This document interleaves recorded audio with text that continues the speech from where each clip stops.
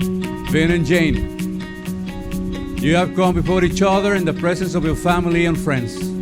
You have made promises of faith each to the other, and you have sealed these promises by the giving and receiving of rings.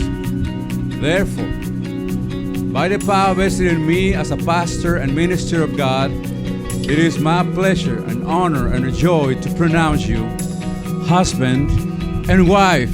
Congratulations! Vinh, you may kiss your bride. I'm speaking from my heart.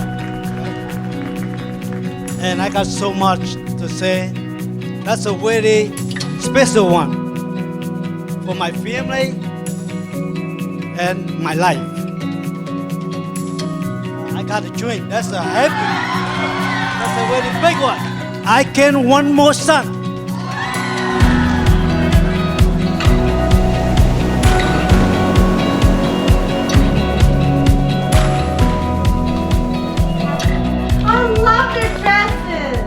They only took 2 tries, but you should have seen the first dress.